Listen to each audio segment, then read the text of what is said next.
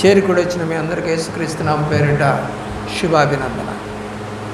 బైబిల్లో పౌలు భక్తుడు కొరింథీయులకు రాసిన పత్రిక,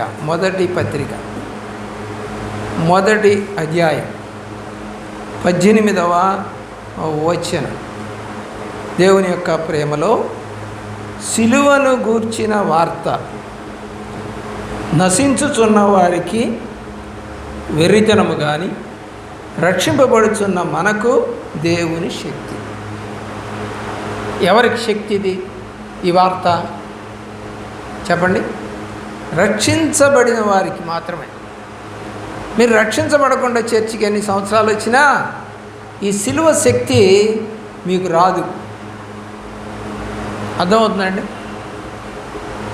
పుస్తకాలు లేకుండా, పెన్ను లేకుండా, నోట్స్ లేకుండా బడి దగ్గర పోయి కూర్చుంటే చదువు రాదు. టైలర్ షాప్లో రోజుకు 10 గంటలు కూర్చున్నా కొట్టడం రాదు. ఎక్కడున్నావంటే షాపులో ఉన్నా, ఎక్కడున్నావంటే బడిలో ఉన్నా. మరి ఎందుకు రాలా? కూర్చున్నావు అంతే. అలాగే రక్షణ లేకుండా కూర్చునే వాళ్ళకి ఆయన శక్తి ఏంటో తెలియదు, రాదు. ఎందుకంటే నేర్చుకున్నప్పుడే మనలో ఉన్న శక్తి ఏంటో బయటకు వస్తుంది. నేర్చుకోకపోతే రాదు. చాలామంది నేర్చుకోకుండా వచ్చేవాళ్ళు చాలామంది ఉంటారు. ఈ కొట్టుకి ఎంతమంది వస్తున్నారు? వాళ్ళకి ఏమన్నా అడిగితే టైలరింగ్ గురించి కానీ లేదా మెకానిక్ గురించి కానీ అడిగితే చెప్తారా? చెప్పరు. కబుర్లాడటానికి వస్తారు, కాసేపు వెళ్ళిపోతారు.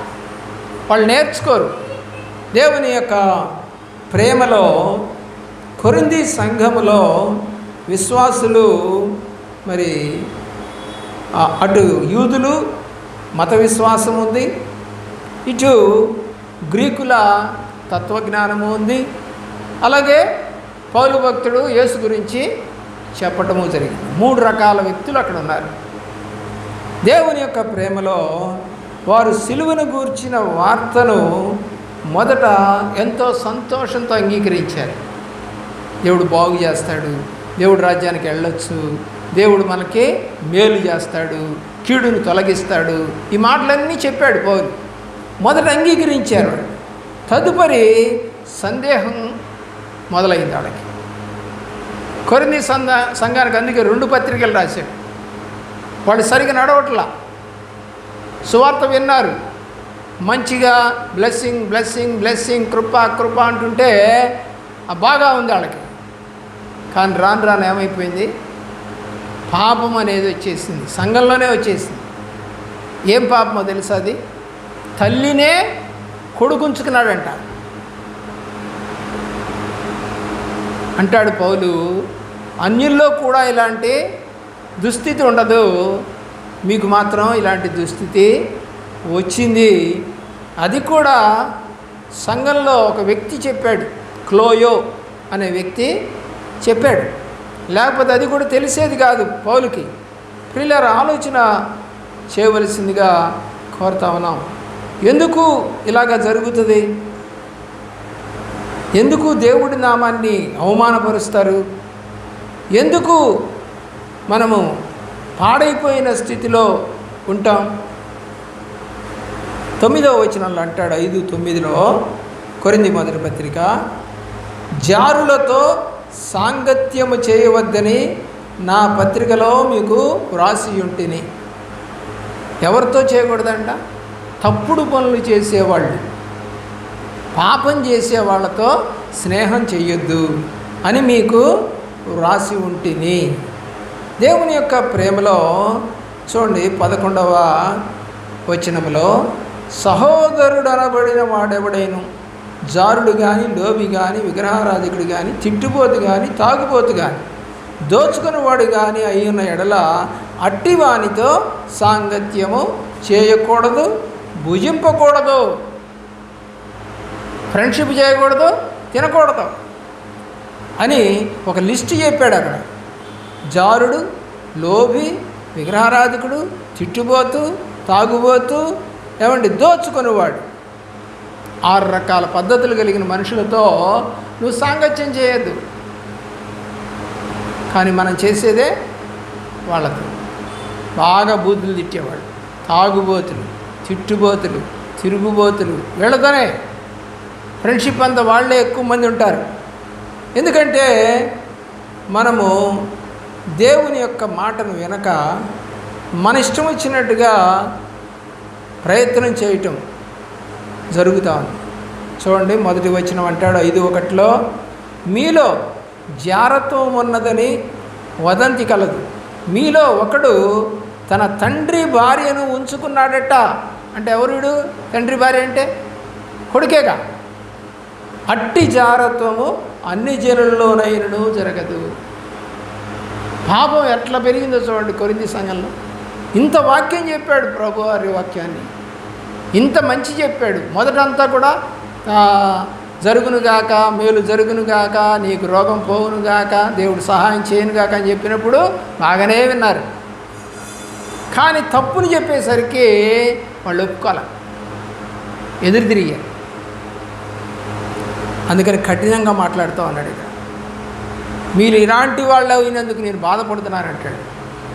చూడండి, దేవుని యొక్క ప్రేమలో మత్తయి సువార్తలో 27వ అధ్యాయములో, మత్తయి సువార్త 27వ అధ్యాయము 40 వచనం నుండి 27వ అధ్యాయము 40వ వచనానికి వస్తూ ఉన్నాను. ఇక్కడ దేవాలయమును పడగొట్టి 3 దినములలోగా కట్టువాడా, నిన్ను నీవే రక్షించుకొనుము. నీవు దేవుని కుమారుడు అయితే శిలువ మీద నుండి దిగమని చెప్పుచు ఆయన్ని దూషించారు. వీళ్ళంతా సువార్త విన్నాళ్లే, దేవుణ్ణి చూసిన వాళ్ళే, దేవుడితో మాట్లాడిన వాళ్ళే, దేవుడు చేసిన అద్భుతాలన్నీ కూడా చూసిన వాళ్ళే. మరి ఎందుకంటే ఇలా దూషిస్తున్నారు దేవుణ్ణి? అంటే వాళ్ళకి మేలు జరగకపోతే, వాళ్ళకి రోగం పోకపోతే ఇక దేవుడు మంచి దేవుడు కాదు. నేను ఒక మాట చెప్తాను, హిందువులకు దేవుళ్ళు ఉన్నారు. ఎందుకంటే దేవుళ్ళని మారుస్తారు? మొగుళ్ళని మారుస్తారా? భర్తని భార్య ఏమని చెప్తుంది హిందువుల్లో? దైవము, భర్తే దైవం అని చెప్తారు. మరి దేవుడిని ఎందుకు మారుస్తూ ఉంటారు? సీజనల్ దేవుడా? అంటే ఒక్కొక్క సీజన్లో ఒక్కో దేవుడా? ఎందుకని? ఒకే దేవుడిని పూజ చేయలేమా? ఒకే దేవుడిని ఆరాధించలేమా? ఒకే భర్తతో ఉండలేమా? ఒకే తండ్రితో ఉండలేమా? ప్రియులారా, కానీ ఇక్కడ ఆయన్ని దూషిస్తూ ఉన్నారండి. చూడండి 41, అలాగే శాస్త్రులు పెద్దలను ప్రధాన యాజకులను కూడా ఆయనను అపహసించిరి. గొప్ప గొప్ప చదువుకున్నోళ్ళు కూడా ఆయన్ని అపహసించారట. ఈరోజున చదువుకున్నోళ్ళు కానీ చదువుకోనోళ్ళు కానీ సక్రమంగా నడవనోళ్ళు కానీ దేవుణ్ణి దూషిస్తూ ఉన్నారు అనేది నిజం, వాస్తవం. వీడు ఇతరులను రక్షించెను, తన్ను తాను రక్షించుకొనలేడు. ఇశ్రాయేలు రాజు కదా, ఇప్పుడు శిలువ మీద నుండి దిగినేయడదా వాని నమ్ముదము. వాడు దేవుని యందు విశ్వాసం ఉంచెను. నేను దేవుని కుమారుడని చెప్పాను కనుక ఆయనకి ఇష్టడైతే, అంటే ఆ దేవుని కుమారుడు అంటే దేవునికి ఇష్టడైతే ఆయన ఇప్పుడు వారిని తప్పించనని చెప్పిరి. ఎందుకు అర్థం కాల? దేవుడు గనక చనిపోకపోతే, రక్తం కార్చకపోతే మన పాపాలు కడగబడవు. అదవుతుందండి, మన పాపాలు కడగబడవు. ఆయన శిలువ మరణం చెందకపోతే, అందునిమిత్తము మన కొరకు చనిపోయాడు ఆయన. దేవుడికి మరణం ఉంటుందా? మా పిల్లలు చూడండి ఒకసారి, దేవుడికి మరణము ఉంటుందా?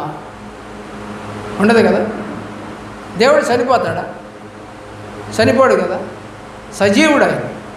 దేవుడు శరీర రీతిగా ఈ భూమి మీదకి వచ్చాడు కాబట్టి శరీరులందరూ చనిపోవాలి కాబట్టి ఆయన చనిపోయాడు అంతే. అయితే మరణము ఆయన్ని జయించలేదు, తిరిగి లేచాడు. అర్థమవుతుందండి? మరణము ఆయన మీద ఏలుబడి చేయలా, 3వ రోజే లేచాడు ఆయన. కాబట్టి మరణము ఆయన్ని బంధించి ఉంచలేదు. ప్రియులారా, అపోస్తలుల కార్యగ్రంథం 17వ అధ్యాయం, అపోస్తలుల కార్యగ్రంథం 17వ అధ్యాయం 21వ వచనం. ఏథెన్సు వారందరూ అక్కడ నివసించు పరదేశులను ఏదో ఒక కొత్త సంగతి చెప్పుడు ఎందును వినుటి ఎందును మాత్రమే తమ కాలము గడుపుచుండువారు. మనలో కూడా ఉంటారండి. ఏంటగా ఏందో శబ్దం చేసుకుంటూ పోతున్నారు. ఏంటది? పెళ్ళా? చనిపోయారా? ఏమన్నా కొట్లాడుకుంటున్నారా? ఆడవాళ్ళ మగవాళ్ళ? ఎవరు వాళ్ళు? పార్టీకి సంబంధించిన వాళ్ళ? మన బంధువులా? ఎన్ని ఆరాధిస్తాం చెప్పండి. ఇక్కడ కూడా అదే అంటున్నారు. ఏమని అడుగుతున్నాడో చూడండి. ఏథెన్సు వారందరూ కూడా ఏమండి, ఏదో ఒక కొత్త సంగతి చెప్పుట యందు వినుట యందు మాత్రమే తమ కాలము గడుపుతారు. దేవుడు మాటలు చెప్పుకోరు. కూర్చుంటే దేవుడి మాటలు రావు.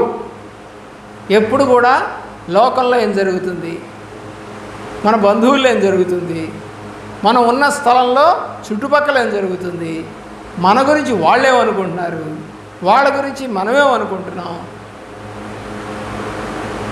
దేవుడు ఒక మాట అన్నాడు ఒకసారి, నా గురించి ప్రజలు ఏమనుకుంటున్నారా అని అడిగాడు.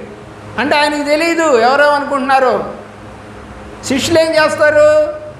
డబ్బులు తీసుకెళ్ళి రొట్టెలు అవన్నీ కొనుక్కొస్తుంటారు కదా, అప్పుడు వాళ్ళతో మాట్లాడుతూ ఉంటారు కొట్టోళ్ళు, బజార్లో వాళ్ళు. ఈయన అల్లుగా ఆయన అడుగుతున్నాడు, నా గురించి జనులు ఏమనుకుంటున్నారు? దేవుని ప్రేమిస్తున్న ప్రియులారా, ఈరోజు మనం కూడా ఎవరేమనుకుంటున్నాం అవసరంలా, మనమే ఇతరుల గురించి 100 చెబుతాం కాదా? నేను ఎప్పుడు చెప్పలేదన్నాడు, చేతులు ఎత్తండి చూద్దాం. ఎవరి గురించి నేను మాట్లాడలేదండి, మనకెందుకండి అసలు, నేను బయటికే పోనండి, నేను ఆలకించనండి, చెబుతున్నా కూడా వద్దని అంటానండి అన్నోళ్ళు ఎవరన్నా చెప్పండి చూద్దాం. ఎవడు అన్నాడు. ఇంకా 4 గుచ్చి అడుగుతాం. ఇంకా ఏమన్నారు?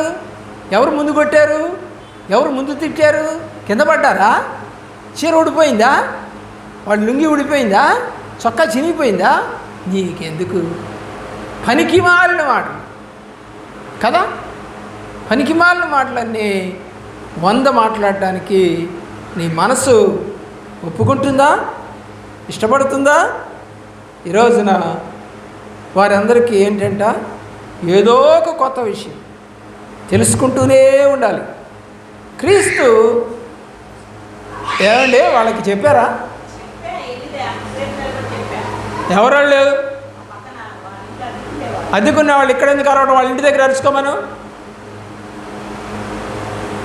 దేవుని యొక్క ప్రేమలో, దేవుని యొక్క కృపలో ఈ వాక్యము సిలువ వేయబడక పూర్వం ప్రాచీన కాలంలో గ్రీకులు, రోమీయులు, ఐగుప్తీయులు, పారసీకులు వీళ్ళంతా కూడా సిలువ వేయించేవాళ్ళు. తర్వాత రోమా ప్రభుత్వం వాళ్ళు వచ్చిన తర్వాత కఠినమైన సిలువ వేయించారు. కొరడా దెబ్బలు ఎక్కువ కొడితే త్వరగా చచ్చిపోతారు, తక్కువ కొడితే సిలువ మీద 3 రోజుల దాకా బతుకుతారట. సిలువ మీద చనిపోరు.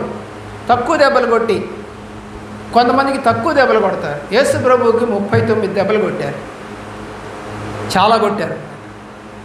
ప్రియులారా, ఏదో 4-5 దెబ్బలు కొడితే వాడికి పెద్ద గాయాలు కూడా కావు.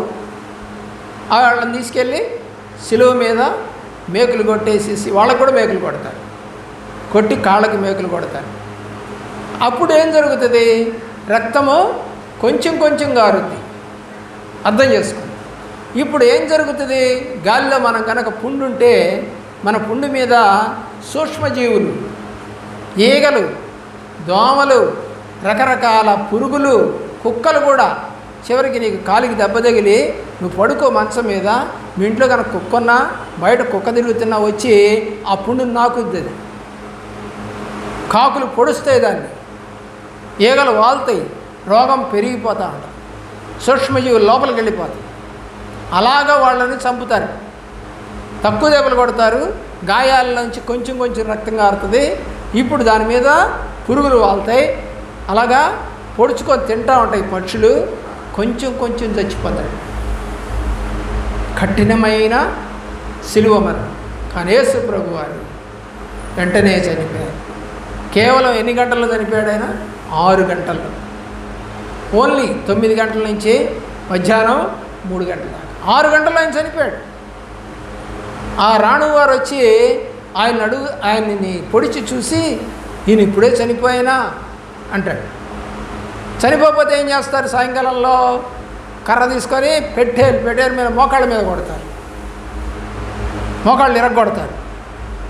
ఈయన మోకాలు ఇరగల. బైబిల్ అంటది కీర్తనలో, ఆయనలో ఒక్క ఎముక కూడా విరగలేదు. చనిపోతే విరగొడతారు.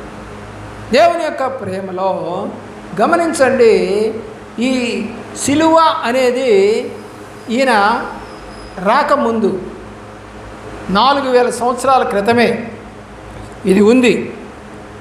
అవునా? అవును. చూడండి, ద్వితీయోపదేశ కాండము 21వ అధ్యాయము 23వ వచనం. మరణశిక్షకు తగిన పాపము ఒకడు చేయగా అతన్ని చంపి మ్రాను మీద వేలాడదీసిన ఎడల అతని శవము రాత్రివేళ ఆ మ్రాను మీద నిలవకూడదు. వేలాడదీయబడిన వాడు దేవునికి శాపగ్రస్తుడు కనుక నీ దేవుడైన యెహోవా స్వాస్థ్యముగా నీకిచ్చు దేశమును నీవు అపవిత్రపరచకుండానట్లు అగత్యముగా ఆ దినమును వారిని పాతి పెట్టవలెను. ఆ రోజే పాతి పెట్టేశారు ప్రభువుని. ఆ రోజునే సిలువలో నుంచి దించి పాతి పెట్టేశారు, అపవిత్రపరచకుండానట్లు. అంటే ప్రభువారు అపవిత్రుడు, ప్రభువారు శాపగ్రస్తుడు అని చెప్పి ఎవరన్నారు? వాళ్ళే అన్నారు, శాస్త్రులు పరిచయం. జనరల్గా ఎవరిని చంపాలలాగా? బందిపోటు దొంగలు చంపాలి. బందిపోటు దొంగ ఏమో విడుదలయ్యాడు, ఏమి చేయనటువంటి మర్డర్ చేయనటువంటి ఆయనేమో సిలువనెక్కారు. బరబ్బా విడుదలయ్యాడు. వాళ్ళు కూడా అడిగారు, మాకు బరబ్బా కావాలి. బందిపోటు దొంగ చంపాల్సింది వాడిని. అలాగే ఈయన పక్కన ఉన్న ఇద్దరు కూడా ఎవరు? బందిపోటు దొంగలే. వాళ్ళకు పడాల్సిన శిక్ష ప్రభువారికి వేశారు. ఎంత ఘోరం! కాబట్టి సిలువను గూర్చిన వార్త నశించే వాళ్ళకి ఏమీ అర్థం కాదు, కానీ వెరితనంగా ఉంటుంది. రక్షించబడిన వారికి మాత్రమే శక్తి. అలాంటి కృప దేవుడు నీకు దయచేయునుగాక. సిలువ శక్తిని